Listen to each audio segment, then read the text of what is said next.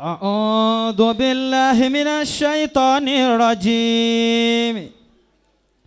بسم الله الرحمن الرحيم.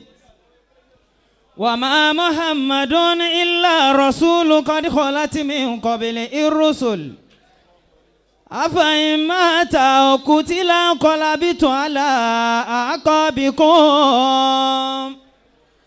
وما ينقلب على عقبيه فلن يضر الله شيئا وسيجزي الله شاكرين. شق له من اسمه كي يجله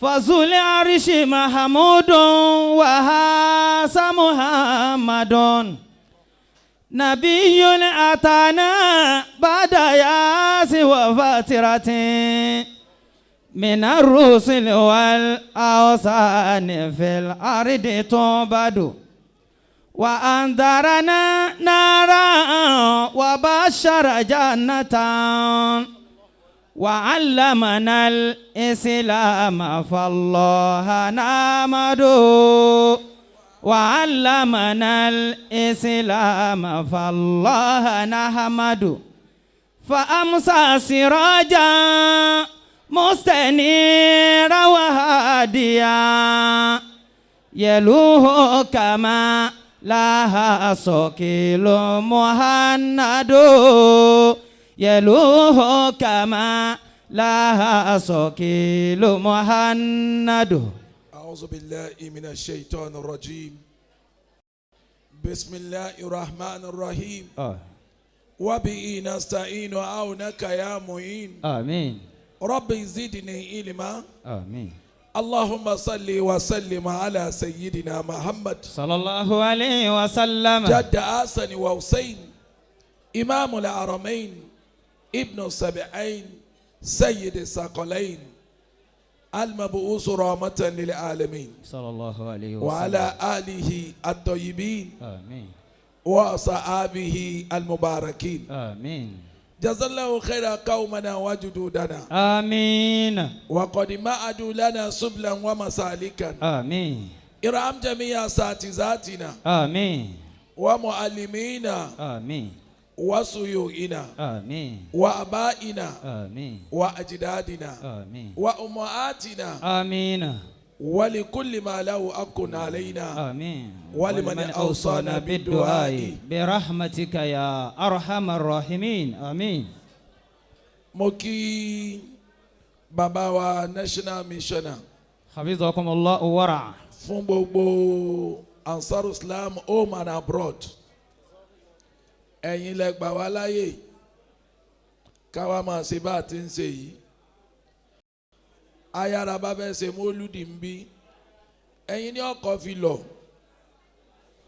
gbogbo ètò tọ́fẹ́ àti irú àfa àtọ́fẹ́ wa yóò ti wò sàkún pé irú ẹ̀dá wo làfa mi fẹ́ rí. àwọn tẹ́ ẹ̀ bá fẹ́ rí òun ò ní bára dáradára débẹ̀. Allah. torí kọ́ máa jẹ́ ti yín ó pè rẹ̀ ju kọ́ máa jẹ́ ti wa lọ. àmọ́ ọlá pé ẹtẹnu ẹ ti tẹ́ ọkàn ó fún un láyè àti pé gbogbo wa ká wá sí ríta yín. ọba tí ò ṣe yín láàfáà tí kò yára alẹ́ yọ̀ àmọ́ pé ijó tí ò tara gan máa jó tẹ̀tún wa para amáyọ̀kún ọmọ bọ̀. Allah. dákun ń bọ̀ fẹ́ ṣe mólúdì tó kẹnu tó báyìí ta ló yẹ ọmọ sọ̀rọ̀ bí èsè mi. bẹ́ẹ̀ sì ni ebi ọ̀rọ̀ ló pa ọba tí ò fẹ́ bí ọ̀rọ̀ pa yín tẹ́ ẹ̀ fi rí pé kéwù yìí pọ̀ àrí ìlò. Alhamdulillah. tó fi láyọ̀ ọkàn pé gbogbo ẹni ọba pè yín wàá dúró tí òun ọmọ pé mi mo bí ọ. gbogbo tí sàgbàlagbà tí fi sọ pé mo lè dá màlúù kún fúnra mi owó ìyàlá lápàtà ń gbà ọlọ́run ò ní jọ ṣe yín. Àmín. gbogbo ẹni ọba dá màlúù pa fúnra rẹ̀ nítorí ọ̀kánjú owó alápàtà ò ní gbowó àmọ́ dókítà ó gbowó. Allah. yóò wá san dédé ṣé ń tọ́ba rí ní ọgbà alápàtà ń tọ́ba wu dókítà ní ọgbà lọ́wọ́ rẹ̀. ọba tí yóò ṣe yín lẹ́ni tí ọmọ bọ́ra alẹ́ ẹ̀kọ́ màlúù tẹ́ ẹ gbalágbà kún tí ó sì di tí ó kàn yín lóore ọlọ́run ní jẹ́ ra padà sí àbúrò. Amina. yọ̀wọ̀lá bàbá tẹ̀dílé fún látẹ̀rí àfáàgbà bàbá tẹ̀jùlá adab ó fi wá dẹ́rì mọ̀lánà Sheikh Kamaluddin Al-Adabi Radiyallahu ta'ala anhum ó fi dẹ́rì ajma'in. gbogbo àwọn tí wọ́n ti lọ. Amin. bàbá wa chief imam ọlọ́jẹ̀ Damallahu hayatakum. gbogbo àǹfààní ní bẹ ní ara mọ́sálásí ọlọ́jẹ̀ nítorí pẹ́yìn lẹ́ ń kírun ọlọ́run ṣe ń gbà ẹni bá sì máa ti ń jẹ́ ọlọ́jẹ̀ lánàá yọ mọ̀ pé wòlíì ni màmú bí ọmọ jẹ́. Allahu akbar. ará àlọ́rin efe yẹn di ibi tí parí ọba ká odidi bóde nǹkan ní lọ́rin ẹni wọ́n bá sì ní ọlọ́mọ dúró ń bẹ̀ fojú àfa àlímì ó tó bẹ́ẹ̀ dúró ni bàbá wa ẹ̀ ní sí àgbà ohun mi ní ọgbọ́wọ́ bí ohun ajétùmọ̀ bí. èyí tó àlọ́ pariwo bọ́lọ̀ ti kẹ́ mi mọ́ ni ọlọ́run kọ́ fara dẹ̀ mí kún. àmín.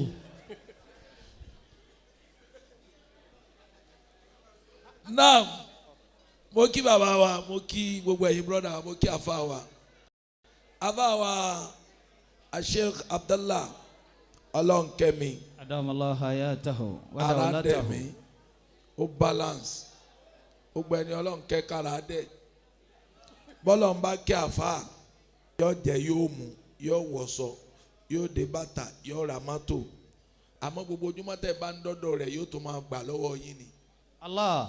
ọlọ́nkẹ́ nu wọ́n dàbí ìyá rẹ̀ bẹ́ẹ̀ ń kàn yóò gbòó lọ rẹ̀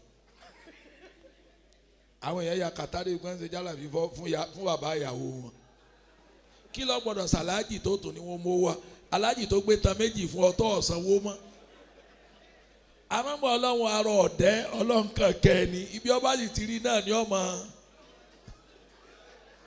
àbáwọ̀ aládẹ̀mí tọ́lọ̀ tó fi ọlọ́nkẹ́mi kún aládẹ̀mí ìdí oníjàrá ọ̀dẹ̀ yìí mọ́ ọlọ́mọdé rí.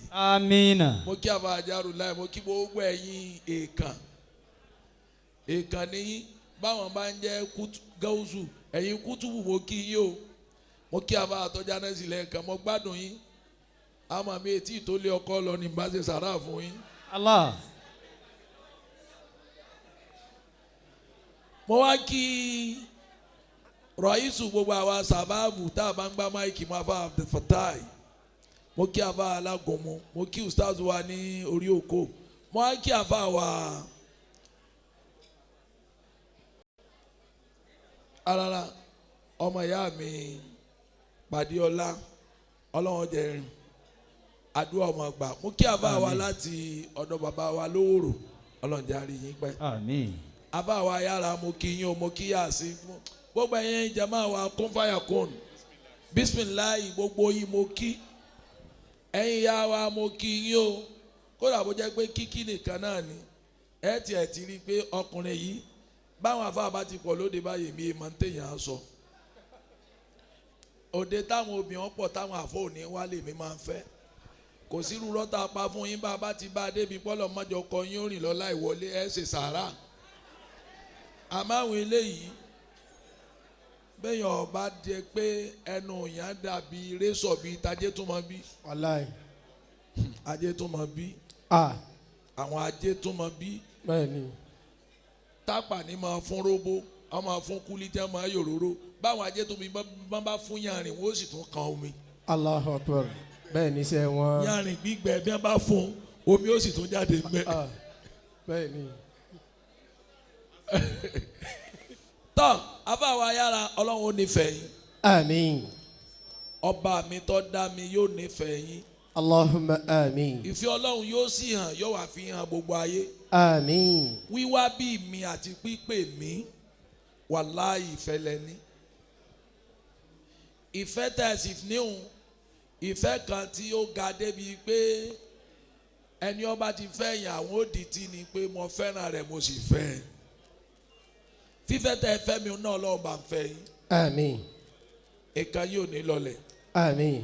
In 1999 ni mo ti ṣerú wáàsí yìí fáwọn jama kan mo ní bẹ́ẹ̀ bá fẹ́ ṣe mólúdì ànábì tẹ́ fẹ́ kó jọ mólúdì. sallallahu alayhi wa sallam. táàsì kì í yín pẹ́ náwó ẹ má máa sá wa sínú òrùn mọ́ ṣe mólúdì níta bàbá rẹ gbogbo wa wá ń kàn gùn gbogbo ẹnu so gbogbo kọ́là sọ wá rírí ìjọ wa fẹ́ ṣèyàwó ọmọ rẹ̀ ọwọ́ àgbà ọ̀lù ọgbà gbogbo ẹ̀ ànábì ìjọ lójú tọmọnù àbọ̀mọ lójú ànábì lọ.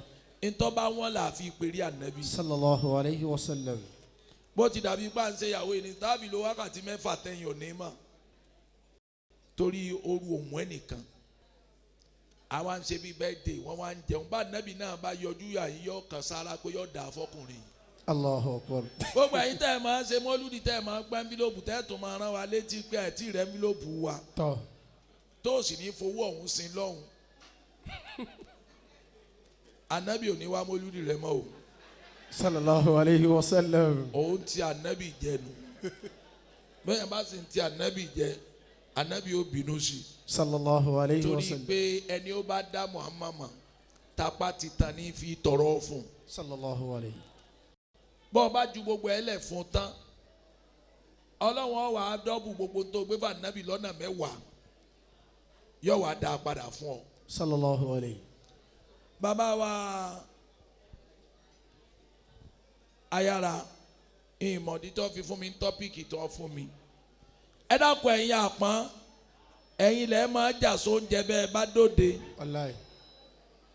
wàhálà yín sì máa pọ̀ bí nǹkan ọba ti dọ́dọ̀ yín wallahi. ẹ̀yin sì wọ́n rán mi sí ẹ wá gbọ́dọ̀ pín jẹ kankan má nísìn ẹ dá dúró pa àwọn tẹ́ ń pín jẹ fún àwọn ń dáyẹ̀tì àwọn tí ó jẹun ń bọ̀ sórí gbogbo wa nísìn wọn gbogbo wa ní ń gbàwẹ̀ fífẹ́ ẹnu wọn ò ní jẹun bọ̀rọ̀ nítorí wọ́n mọ̀ bá sanra kọ́kọ́ wọ́n mọ̀ bá rẹ lòmí kọ́lá bẹ́ẹ̀ yóò sì wá ọlọ́run ló dẹ́ sí yín bọ́ bá jí láàárọ̀ wọn mọ̀ sáré kí tẹ́nìkan kò lé wọn lérí kọ́kọ́ wọn sàmọ́ rẹ lòmí yìí náà ẹ má gbé rẹ̀ sí fún wọn wọn ò fẹ́ sanra.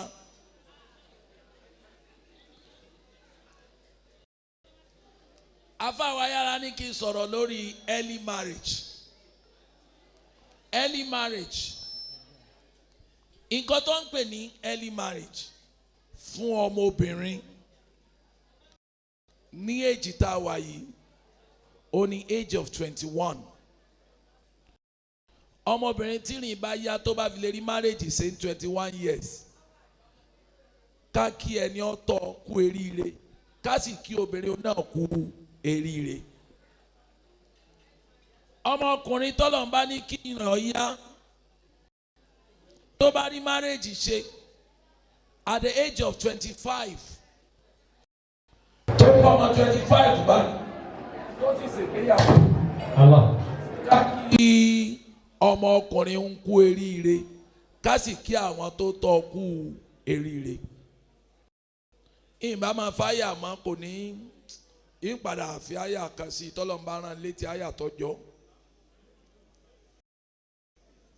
ìdí ni pé bí ò bá sí kọ́nù kọ́họ obìnrin gbọ́dọ̀ stọ́ọ̀pù ìbímọ ní àsìkò tá a wà yìí by 32 years of age. tí obìnrin ò bá rí wàhálà tó bá marry by 21 before 32 kó fàdàgbà bímọ kalẹ̀ because of the facility we have in Nigeria. obìnrin tó bá marry at the age of 21 tó bá bí mẹ́rin kódà kó jẹ́ pé ọdún mẹ́ta ní fi ń bí àbẹ̀ntàjà àwọn eléyìí ò ní gbà bẹ́ẹ̀ ká lọ́dún méjì àbọ̀ yóò bí tó márùn-ún kó tó wọ 32 years. tó bá bí ọmọ ní 32 years tó marriage ní 32 years gbogbo ọjọ́ tí ẹgbẹ́ rẹ̀ bá ń pàdé rẹ̀ lóde ni wọ́n máa rí ìfín tí wọ́n máa rò pọ̀ méèké ni nítorí pé oyún ò tí ì tẹ́ẹ̀lì lára rẹ̀ nígbà tó fi bí tóbìnrin bá pọ̀ 30 tó bá lóyún alákọ̀ọ́kọ́ yóò gbó bí ipò ti pọ̀ mọ́ 40 years ni because bó bá ṣe tètè lóyún ní kékeré tó lẹ́ẹ̀fì máa ń wọ méèké tó bá gbóyún oge òní lọ hospital gbogbo sẹ́lẹ̀ máa bẹ̀ẹ́ yóò máa ṣe wàhálà ó lè pa á mọ́ra lọ́sùn mẹ́fà gan kẹ́ tó mọ̀ pé ó lóyún àmọ́ ìwọ wèyí tó ti pé 28 years 30 tẹ̀ márì ìjọba ti lóṣù kan báyìí lẹ ti dáràn ó dijọ́ tó bá pósù mẹ́rin tó yún bá bẹ̀rẹ̀ sí í mí kọ́kọ́ rẹ̀ ó tó nísinmi kò sí tó fà á body system rẹ̀ ò lè ó ti ń lọ ó ti ń wíìkì. Ẹ̀kejì, ọkùnrin tó bá dàgbà tó 40 years àbí 35 tí ò marry ní 25 tí mo wí yẹn early marriage láti akí àwọn àfáwà àwọn bàbá wa láti ilé àfáà Alimi Sheikh wallahu yasimuka Minan nasi la takhafu daraka wala takhsha. ẹ kú ọ̀rọ̀ ti bàbá Sàrò. La quwwata illa billah. Bàbá ìjọ ọmọ dọ́dọ̀ bàbá kẹ́yìn bàbá ń ṣe wọ́n bí obìnrin níjọ́ náà pé máa bọ̀ wá máa bọ̀ wá máa bọ̀ wá ẹ kú ara fẹ́ra kù ọlọ́wọ́n bá pa wọ́n pọ̀ kẹ́. Àmín. Márítàbà ọlọ́wọ́n bá dúró tì wọ́n. Àmín. Ìwọ ọkùnrin tó bá wá marry in the early stage àti bí nǹkan mẹ́ta yóò ṣòro fún ọ sì lọ wò ó àwọn tí ò bá rí bẹ́ẹ̀ bó o bá pẹ́ kó o tó marry ọmọ àrí o dákùnyà bọ́ sí ẹ̀ báyìí náà pa àgbàlagbà ń tijú rẹ ni. Nǹkan mẹ́ta wà ní wìràsà ni alákọ̀ọ́kọ́ ni zakau tó o bá jẹ́ni tó gbọ́n bérebére lẹ́ẹ̀kejì ni fìsíìkì rẹ bó o ṣe rí gbọ̀nànà bí gbogbo nǹkan rẹ ti pé òun ó di mélòó bàbá ó di méjì ẹ̀ta òun wá ní àyàwí ìjáfáfá ìdárayá tí ń bẹ fún ọ bó o ti smile tó o ti ń dárayá tó o ti ń ṣe gbogbo ẹ̀ tó o bá bímọ ní early stage lọ́kùnrin tó o bá ti dàgbà mẹ́tẹ̀ẹ̀ta ò ní pé lára ọmọ rẹ.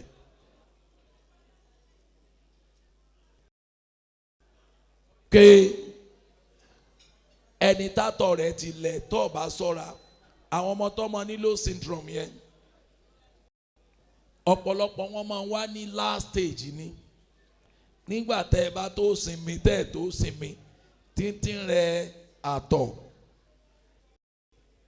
àbí tẹ́ ẹ take medical advice ẹ take it for granted pé ṣe bó lóyún jò ní ó dẹ̀ bímọ ó lóyún ẹlẹ́ẹ̀kẹ́ ó bímọ ẹlẹ́ẹ̀kẹta yìí wọ́n ń kó wa jẹ níjó kó dàre gbogbo bó ti yẹ kó attend the hospital tí ò lọ irú ẹ̀ ní máa fa kó affect ọmọ kí wàá ní máa fa tètè marry àwọn nǹkan mẹ́ta nìyí ni alákọ̀ọ́kọ́ orientation ní í ṣe pẹ̀lú bó wọ́n ti tọ́ ọ ní kékeré ibo wọ́n ti bí ọ àwọn àwo wọ́n bí ọ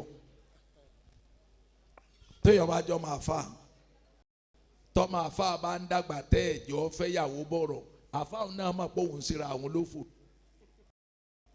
ọmọ rẹ̀ ò ní sáláì má gùn bí tí wọ́n á ń gbọ̀n tí yin búlẹ̀tì síta o àwọn ọ̀la rẹ̀ ní kàn wéèsì o ní tí ó kù lé rẹ̀ lè má jọ̀wọ́ tó bí mọ́ làwọn àgbàlagbà á tètè máa àrẹ́sìtì àtọ̀ wa bọ́ ọ bá ti rí tọ́ bàlágà ni àtọ̀rọ̀ obìnrin fún ni torí àwọn ti tọrọ fọlọ́n pẹ̀lú àwọn ni kọ́ mọ wánu léyìí má fi ṣe sàrà wà fi kà instata'ta fa innahu ma'ul hayati yuraqu fil arhami. bọ́ wa 200 level ẹni tí bí anita jọ ń ṣàwàdà ọba wa mi wá ń jọ lọ́ba ní ọwọ́ ajẹ́nu ọdún àwa ajẹ́yẹn tán ọwọ́ lóhùn ọgbà bọ́ lọ́nu kásẹ̀ mọ́ obìnrin òun kàn fẹ́ kó mọ̀ òun ó bá gbà bọ́ alájì mi bá ní o pé ta lélẹ́ ìwọ ní àfa àlùkù lọ́wọ́ wa ọmọ adákẹ́ ó dijọ́ kejì ni mọ́rọ́ ọmọ kan tó wá ọmọ boni mo ní à ilé àfa àjàmọ́ odò ní tọ́ ń tọrọ rẹ̀ lọ́túnla ọ̀túnla bó èmi tí mo wà ń léèwé wọ́n ní bọ́ọ̀ bá ti wá ẹ̀ tọrọ rẹ̀ bọ́ọ̀ bá fún un lóyún àtòun àti wọn ìní rí ẹnìkan kan yín má dijọ́ gbà kí a mọ̀.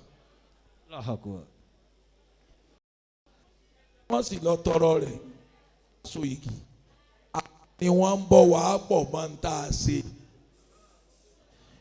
orientation tẹ́ ẹ̀ bá dúró dọ́mọ yín fún irú nǹkan báwọn kò ní rí jẹ ẹ̀yin sì ni ó kó sọ ti bá ẹlẹ́ẹ̀kejì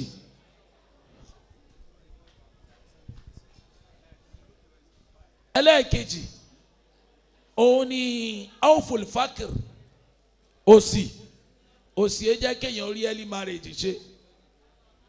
Bẹ́ẹ̀ sì ni owó kí wọ́n fi sọkọ ìyàwó. Ọ̀gbọ́n mi ajé tó mọ̀ bí owó kọ́ lọ́kọ ìyàwó alákọ̀ọ́kọ́ kí n là á mọ́lẹ̀ fún ọ. Kíyàwó tó kígbéyàwó tó dowó mọ̀yàn lọ́wọ́ ó dìgbà ọba lọ bí irú bí Ọlọ́run. Ayakumullah. Ìyàwó alákọ̀ọ́kọ́ rẹ́dí àti bá yín mánéjì tó o bá ti tẹ̀lé sunna na Muhammad Sallallahu alayhi wa tó o sallam. sì tẹ̀lé ẹ̀kọ́ rẹ̀ pé túnká olùmọ́ra lé àrùbáyé. Ànábì ni wọ́n máa fẹ́ yàwó torí nǹkan mẹ́rin fíìlì mọ̀jìwòlù. Masha Allah. Wọ́n ní wọ́n fẹ́ nítorí owó, wọ́n fẹ́ nítorí oyè, wọ́n fẹ́ nítorí ẹwà, wọ́n wá fẹ́ nítorí ẹ̀sìn. Ó wá ní ìwọ àtẹ̀lé tèmi kọ́ mọ́ bá yíwọ́ fàṣfárì bìzáàtì. Bizati dini. Bọ́n bá ti fẹ́ yìí tọ́ lẹ́sìn kò nídìí owó. Bí obìnrin bá ti sọ ẹ̀sìn ilẹ̀ tó bẹ́ẹ̀ ni mo ti expensive tó. Nígbà tá a ti sọ pé kò gbọ́dọ̀ lo wéfọ̀n bóun ni ó ti wá ní wọ́n ń tà kan 400.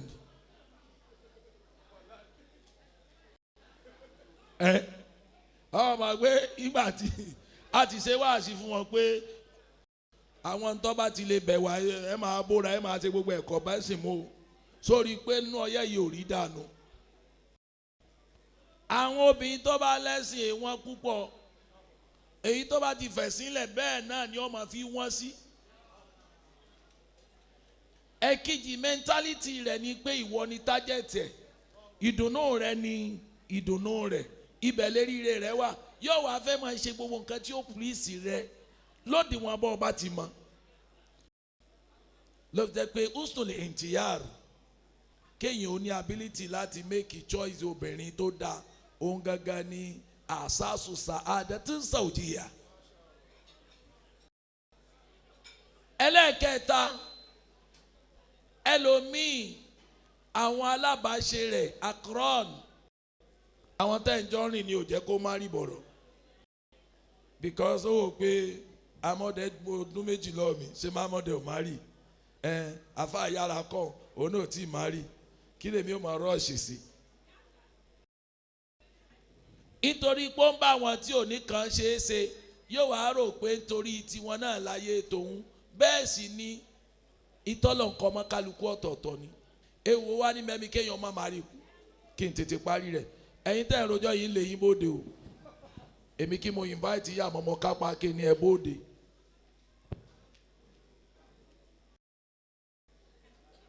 Àṣeǹṣe kó lè rọ̀ yín lọ́rùn ní àpéǹpé páǹṣe patí.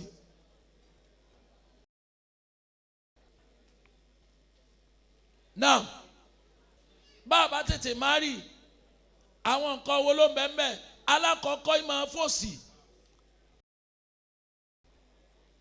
Fankiwule ayama minkum wasalihina أعوذ بالله من ما الشيطان جانا سيافا oni yakunu fuqara يغنيهم من فضله tó bá tètè mari o ayé olòṣì ló mọ̀ ló kàrò pọ́lọ́ nkẹ́ ọ ni. والله واسع عليم. Torí pé philosophy rẹ kò ní wide you not think deep o ní wà creative o ní wà saving conscious.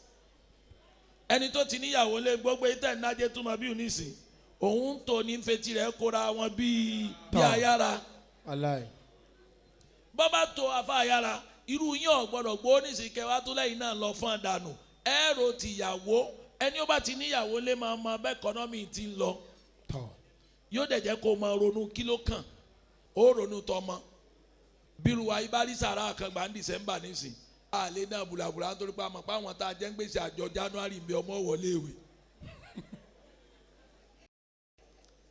Ìmẹ̀nu àfa mi tí èsèrú tàwọn àfa wa aládẹ̀mí yìí táyì pé ọ̀fẹ́ lè máa dájọ́ tó mẹ́ta kò sí ní tó jẹ́ rírì ó gbé ìgbéyàwó ni. Ẹlẹ́ẹ̀kejì early marriage téèyàn bá tètè ní ó máa ń jẹ́ kéèyàn wà responsible yìí pé méjì ó wà responsible síra rẹ̀ ó tún wà cultured. Tó bá fẹ́ jáde òní jáde ẹni àwọn ìyàwó gidi ó sọ fún ọ pé kí lẹ mú mọ́ra àwọn yìí nìsín ẹ̀sìn wa débìlà tó bá rí ọkùnrin tó ṣègbéyàwó tí ẹwà rí ò yí padà ó ṣe obìnrin fẹ́ ni o. Allahu Akbar. èèyàn gbọ́dọ̀ máa dán sí ni o. Allahu Akbar. kọ́dà ẹni ó níyàwó kan nù yín kò lè dán bí irú wa. Masha Allah. ìwọ tó yẹ pé títì gegele ló ń rìn. Ajé. mọ́tò kan bá ń bọ ẹnìkan wà páàkì ọ wà fi wí àwọn tá a ná Táíwò. Ajé. àwọn tí a tún ná Táíwò dàbí àwọn tó yẹ pé mọ́tò títì Saudi làwọn ń ná. Tọ́. mẹ́rin yìn ni.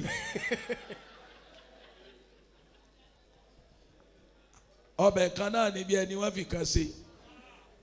àwọn ọmọ ọba fẹ́lẹ̀ yìí tó tún fẹ́ bò mí ọbẹ̀ lu oríṣiríṣi lọ́mọ jẹ́ nù rí ó di continental mouth. يكونوا فقراء يغنيهم الله من فضله والله واسع عليم. ó wàá mọ bí wọ́n ti múra. Allah. ó ayáradá kò ǹde. Masha Allah. kọjú sáwọn obìnrin mẹ́rin dákun rẹ́rìn. máa jáde bọ̀ jáde. Aha. jáde. Masha Allah. ọlọ́run máa kẹ́yìn bàbá. Alhamdulillah. má parọ́ ọmọ jáde ọlọ́run níjọ́ okúnjọ́ Sunday. àwọn èèyàn láyé. mélòó ni ìyàwó rẹ̀. ẹyọ kan ni.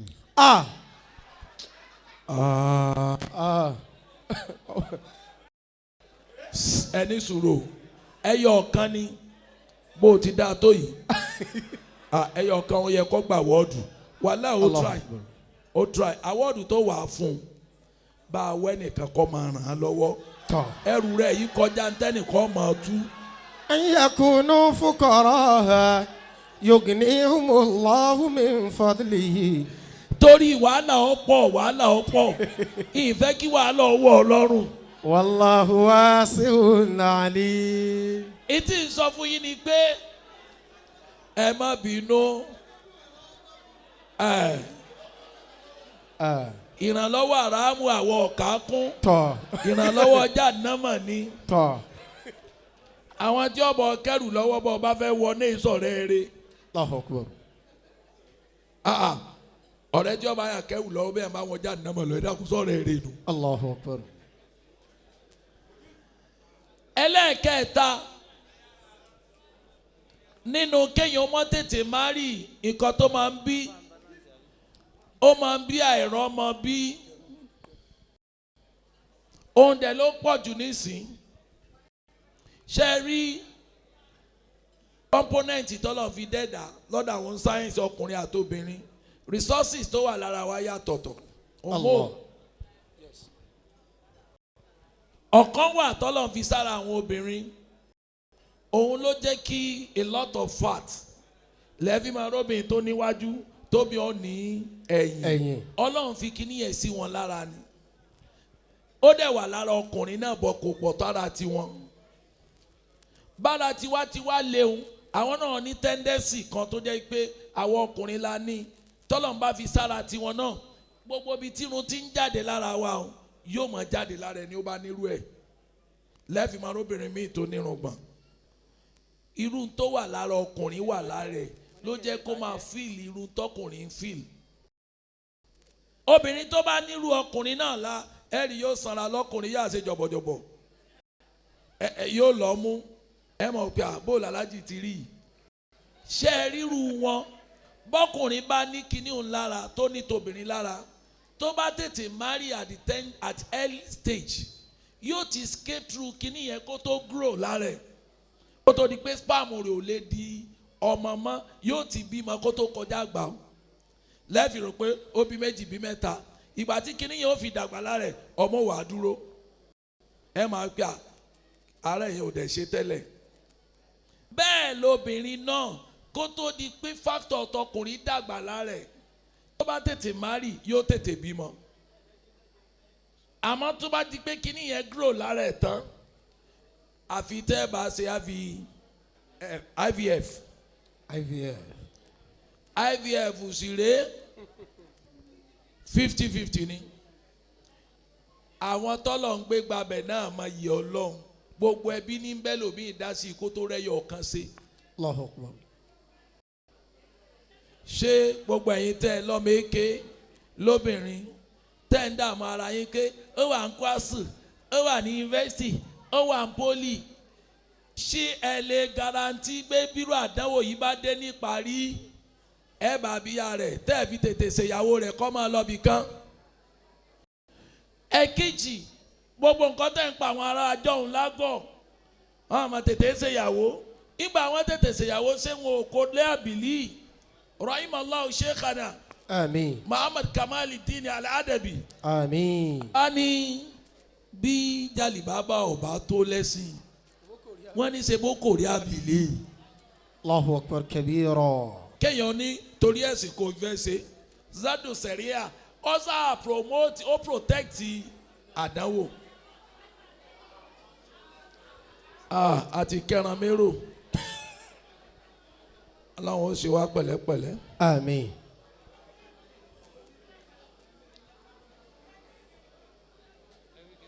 abá yàrá aláwọn ọ̀sán yìí lẹ́sàn tẹ́ ẹ ṣe yìí. Àmín. إن يكونوا فقراء يغنيهم الله من فضله والله واسع عليم. níparí ọ̀rọ̀ mi ẹ dákun ẹ já jókòó ẹyọ kan tó tún yà mí lẹ́nu pẹ̀lú àyà àfọ̀ọ́dọ̀ tìsín gan àròyé pẹ̀lú àwọn obìnrin rẹ́rẹ́rẹ́rẹ́ mi ọmọ bí àti ṣe jálàbí tí tó máa ń sìnyàn dáwọn tìsín mo ti rí wọ́n sì máa ṣe oúnjẹ jálàbí wọ́n wá mú mi lọ́rẹ̀ẹ́ ní àbẹ̀wò dókítà máa ń sìnyàn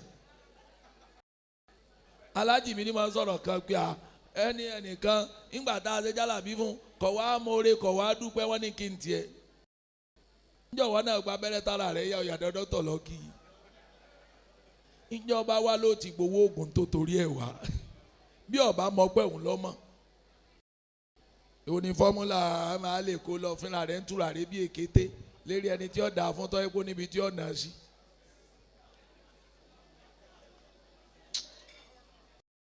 afáwa ayára níparí mo fàsìkò yìí ro gbogbo wa bẹ́yìn ọba wa tètè márì àbẹ́yìn tún márì kò tó ibi mo fẹ́ parí ẹ̀ sínú gbogbo ẹ̀yin ẹlẹ́yọ̀ kan tẹ̀sí lálàáfíà tọ́lọ́hún sì ní jíjẹ múmu ọ̀rọ̀ yín lọ́rùn ó di mélòó ẹ̀ wá ń wá kẹ́ ẹ má bàa dé yàn bú lé tẹ̀sí ń dé yàn bú lọ́dọ̀ Ọlọ́run òfò mẹ́ta ni ó ṣe yín. Èpè kọ́. bẹ́ẹ̀ bá farabalẹ̀ kò tí ì ṣe yín mo ní yóò bí ò ti ní ṣe yín lẹ́wàá sọ́ra fún. gbogbo ẹni ó bá tóyàwó fẹ́ pé méjì tí ò fẹ́ yóò ṣòfò mẹ́díkálì yóò ṣòfò spiritually yóò tún wá ṣòfò financially.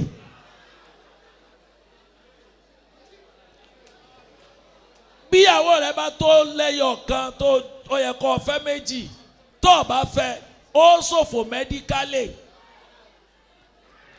ọkùnrin kan ló ní cancer posthumous cancer bí kí wọ́n máa ń pè bàbá mẹ́mọ́rítàbà ìgbà tó wá dé hospital doctor tó wá diagnose ẹ̀ jẹ́ muslim ẹni tí ń wí yìí ó ti kú báyìí o ẹ̀gbọ́n tóbi ní àfáwọn ọlọ́run kẹ́mi ó ní do you have wife ó ní yes ó lọ níyàwó how many ó ní one for how long have you take sex ó ní like 5 years ago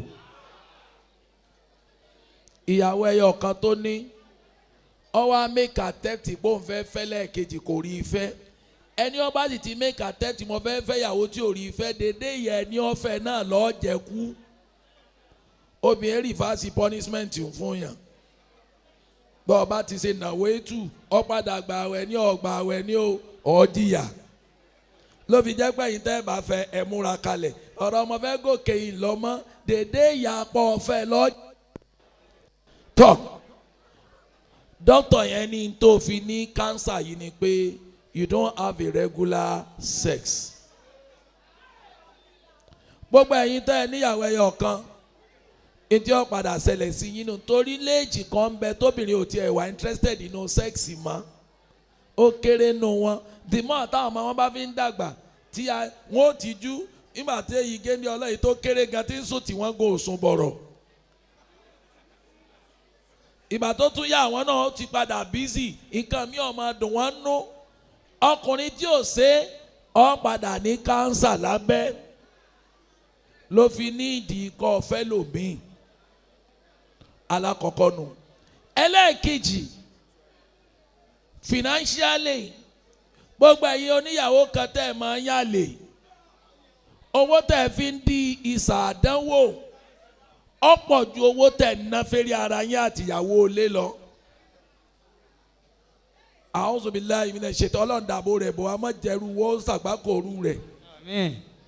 Bẹ́ẹ̀ ti mọ̀ mí dáadáa yìí nìsí kírù mi ọ̀yàn kí wọ́n á yan obìnrin kan lálẹ́ fún un lóyún kí n máa wá bẹ̀ pèsè yọ ọ̀sẹ̀ mọ iye tí ó béèrè lọ́wọ́ mi owó tí ó béèrè lọ́wọ́ rẹ̀ páàrí òní kan torí kìí ṣe owó oyún ṣíṣẹ́ lọ fẹ́ san owó ọkọ̀ ọmọ bàjẹ́ lọ́ọ́ máa san ẹlòmíì ó fi odidi mọ́tò dí àdánwò inú àwọn olówó wa mo ti rẹ́ni wọ́n ya fọ́tò rẹ̀ rí tọ́ pé ọdọ oṣooṣù lọ́mọbìnrin ń bẹ́ẹ̀ ní máa cháàjì rẹ̀ níjọ́ tó láyà tó sọ fún ìyàwó ẹ̀ wá sọ fún àbúrò rẹ̀ kan tó náà jẹ́ kàtá bíi tiwọn gẹ́ẹ̀yẹn ló padà gbálẹ̀ lọ́wọ́ rẹ̀ ó mú un ní standing order ní tí máa ń san lóṣooṣù ìwọ tó ti kanrú àdánwò náà ń bẹnu agbo yìí tó ò ní lè sọ fẹ́ nìkan spiritually bàbá dáadáa kí ọmọ ṣe jìmáwò fún yáísà láàyè bàbá wa yára àbá wa aládẹ̀mí àwọn ní rìn ẹ̀mí gbogbo obìnrin jọba ti ṣáìdọ̀ mọ́ bàbá láàyè lílọ bíbọ̀ rẹ lára rẹ̀ púpọ̀ tó sì níbi o ti neutralize rẹ̀ ọ padà sàárẹ̀ kányìn ní oṣù buhari bíkà.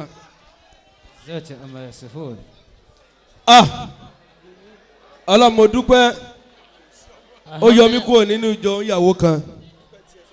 èmi náà dúpẹ́ tèmi. kí n tiẹ̀ wọ́n tó tí ìmọ̀dó tó dọ̀rá sí. ajá yára ní orúkọ Sheikh Ọlọ́runwà Islamic Foundation baba Isalekoto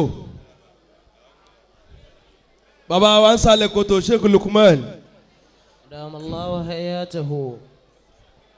ní ọwọ́ bẹ̀rẹ̀ wá sí àgbà nǹkan kan ní ìkònà wọn àmọ́ mo mọ̀ bẹ́ẹ̀ náà ní í ṣe inshallah àmọ́ láti gba owó ní orúkọ bàbá wo níwàásí Sheikh Lukman Isalekoto láti ọ̀dọ̀ ayára 10,000 naira gbogbo àwọn tá a bá mọ̀ pa ẹlẹ́tọ̀ọ́ sí ká sọ́pọ́tì mọ̀lánà bàbá wa national missioner wọ́n láwọn kún owó yìí pẹ̀lú 2,000 naira gbogbo àwọn tá a bá mọ̀ pa ẹlẹ́tọ̀ọ́ sí bàbá wa afá alágúnmu 2,000 naira àwọn náà sọ́pọ́tì owó náà. bàbá mi pẹ̀lú tẹríba Alhaji Madibo Sulu Gambari àwọn náà kí bàbá wa Isalekoto pẹ̀lú 5,000 naira. Allahu Akbar. mo kí àfáwa oníwàásí ńlá ni àfáwa ọmọ alibarika Sheikh Tajuddin alifa alágẹ̀sìnwọ̀ 2,000 kunfayakul Sheikh Suleiman 2,000. Ajá Bakar Abishana wọn náà ti débẹ̀ mama alibarika tí wọ́n bí mo oríire kalẹ̀ mama wa 1,000 كن لبيت الله جارا bàbá ọlọ́run kẹ́mi ليلا 2000 نهارا amiru majlisi shabab 2000 bàbá wa sọ̀rọ̀ bàbá wa sọ̀rọ̀ 1000 bàbá wa mi ọlọ́run 1000 naira wọ́n ní kó máa bá bàbá wa nísàlẹ̀ kòtò.